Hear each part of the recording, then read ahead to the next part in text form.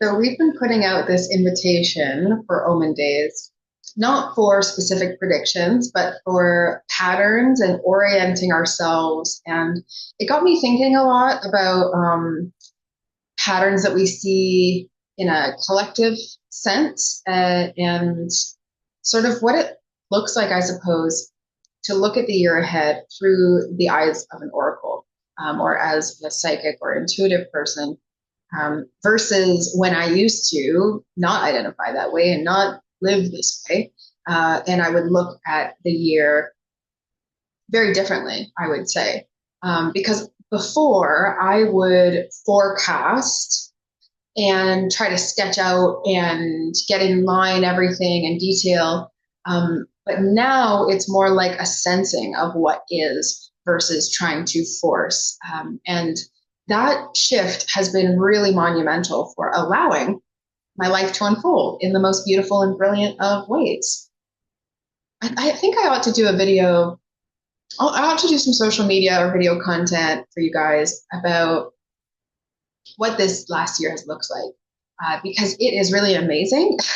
And I'm not saying that to brag. I'm actually really shocked, amazed myself. I'm in awe of what the universe and spirit has delivered through this continued path of alignment and listening, trying to respond to what it is I was receiving. And saying yes and saying no, really, it's a lot about deciding, like using discernment as I walked through this year to say, does that feel like it's for me, or does it feel like, yeah, I need to put my trust that it's something else? Or, anyways, I'm going to share more stories and things with you. I also was looking through my phone, my camera roll tonight, and like I've had my phone for a number of years because I don't really like toss my phones out or upgrade them a ton. But my phone has been with me through, a number of years. And so therefore, like a plethora of different iterations and versions of who I am. And so I'd like to share even what might have been happening, patterns I've noticed in the last few years and what's changed, at least from a personal level, to show you a little bit of what I mean on micro level.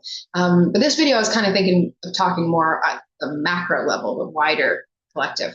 Tuning into the collective consciousness is something that I do a lot and I really enjoy.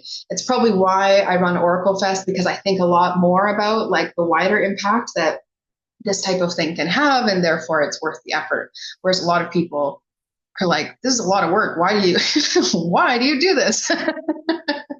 And the why is because I feel very connected to the idea of a larger collective consciousness, what it needs. And I think what we need collectively is community. I think we need like more wholesome places to be, more heartwarming, transformational places. I think we need more accessible places. Like when I see spiritual events going out there and they're like $600 or $6,000 just to attend and you don't even get a replay, I'm like, what are we doing here? Like, we don't need to be doing that. Give them the dang replays. If they're paying a few $100s, give them the replays, for goodness sake. And keep a way open that people can simply take part, even if, we have to put value to things. Absolutely. This is a bit of a tangent, but we have to put value to things. The challenge really becomes when we devalue so much. We do all these free summits and then no one really puts a lot of investment into it, or they think they are and then nothing comes out of it. But also when we not overvalue, because I absolutely trust that they believe and see that that's value that it is. But when we're not giving people a way to even opt in, we're not opening up, we're actually like gatekeeping and closing doors a lot for people, which I don't love. And I think we are also looking for more experiences. I know my generation, I'm a millennial, we tend to value experiences because we saw our parents have a lot of stuff. And it was like, even if you didn't have a lot of stuff when you were growing up, the consumerism mindset and feeling like you needed to keep up with the Joneses or the Kardashians, even if you felt the need to, like do that for some stretch of your life. I think when we got into adulthood, we realized our opportunities are different and our setups are different. And we don't want to work our whole lives just to retire and try to enjoy ourselves then. We really want to try and enjoy ourselves throughout. And that requires doing things, having experiences. And I'm not saying this is an event for millennials because we have all different types of people joining. I would actually say there's not that many millennials comparatively to other generations, but maybe that'll change this year. That'd be nice.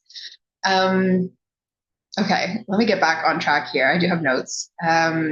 Collective themes. Okay, so some collective themes that I noted, certainly, is that we have already, I was talking about this in a previous video, we have already let go so much in this number 9 year in 2025.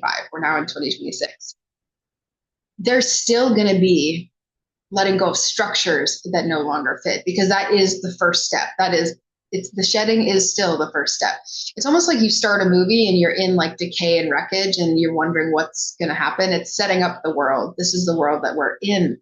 The world that we're in is one which is demanding, asking for a lot of greater changes, societal, structural systems, global systems, financial, political. There really are a lot of like real rumblings and real deal challenges at play right now. I also really noticed, this is something that stuck out a lot to me this past year, was that people were exhausted, but they were still really speedy. And it's like I see people being drowned out by noise and sound and light and stimulation. And I see that in this next year, we're going to desire clarity versus just information. We're going to desire truth versus data. And that's not to say you're not ever going to look at the data or the data in order to understand what the truth is, right? But it's basically that our discernment and our critical thinking and our intuitive sense is going to be essential. Like there's no way for us to move forward collectively in a sustainable, positive way without us returning to the inner spiritually sovereign oracle within, especially when the systems, authorities, structures don't feel like they are serving us from a humanity level. And so tuning into your intuition is not some fun escape, and it's not a party trick or like a Band-Aid. It's really paying attention to how things are, to timing, to your own integrity, and also the integrity of those around you. And what we're going to start seeing is that a lot of leaders who are not using intuition and not connected to their heart, I think are going to be really burnt out. So if you are someone who experienced a ton of burnout this year, ask yourself, where were you denying your intuition? Because it's within the listening that you're going to actually find that energy returns. That's what I feel for this year. I really think the listening matters a lot right now because our collective nervous system is quite overloaded. So sometimes when I do collective consciousness work, I will tune into the collective as if it's one body or like only a couple bodies, because it allows me to sort of scan and sense and see what they are experiencing.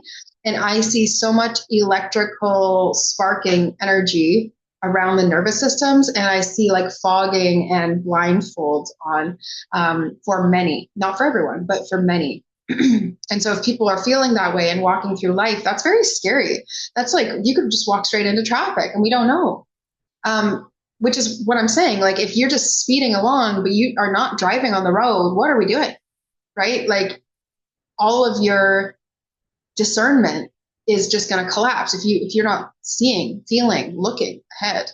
So intuition is going to allow for you to have cleaner decisions that waste less time overall.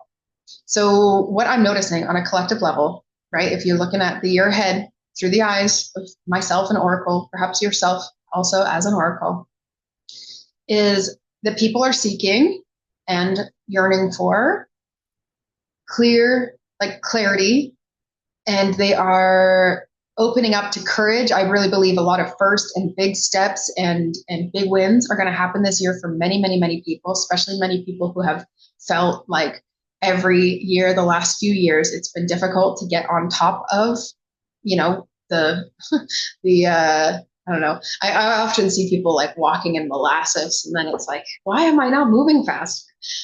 It's almost like this year it's going to melt away, and you're going to be able to, oh, I'm actually walking now. Oh, I'm actually gaining speed. This is great. But you are looking. You're not just speeding along for, the reason of getting away from where you're currently at.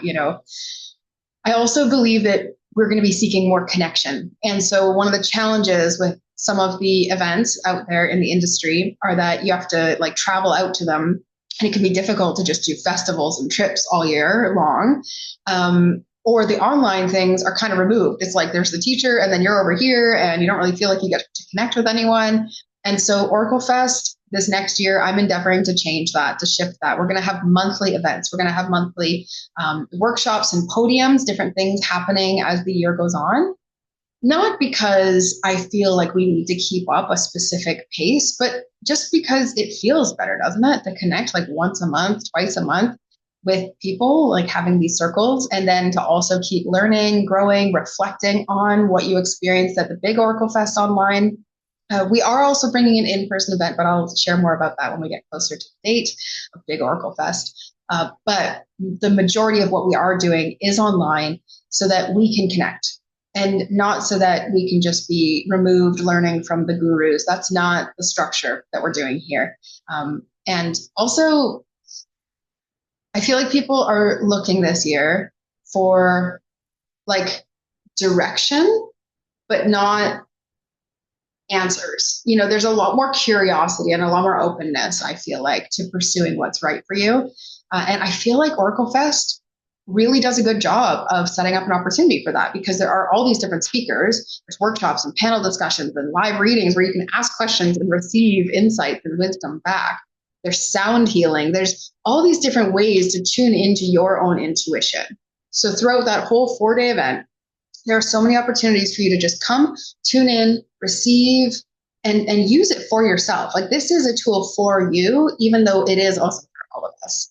So this year, try not to just fix everything that you feel like is broken. Try not to just do more for the sake of doing more, but focus on listening and responding to what it is you hear, but without racing ahead of yourself.